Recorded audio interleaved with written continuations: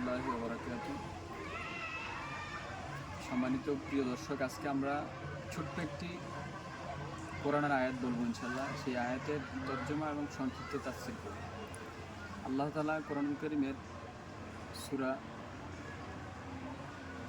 হুজরাতের 12 নম্বর আয়াতে আল্লাহ তাআলা বলছেন, ইন্না আকরামাকুম ইনদাল্লাহি আতকাকুম।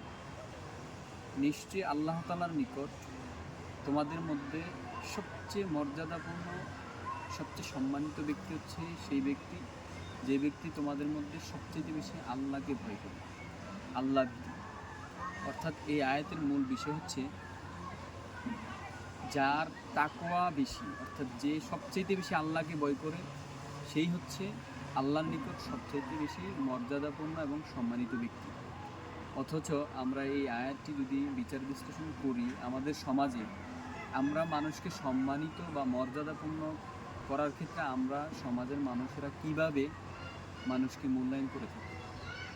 আমরা মানুষের টাকা পয়সা, অর্থ সম্পদ, যার বেশি টাকা আছে, অর্থ সম্পদ আছে, যার অ্যাকাউন্টে বেশি টাকা, গাড়ি বাড়ি আছে, তাদেরকে আমরা বেশি কী করি, প্রায়োরিটি দিয়ে থাকি।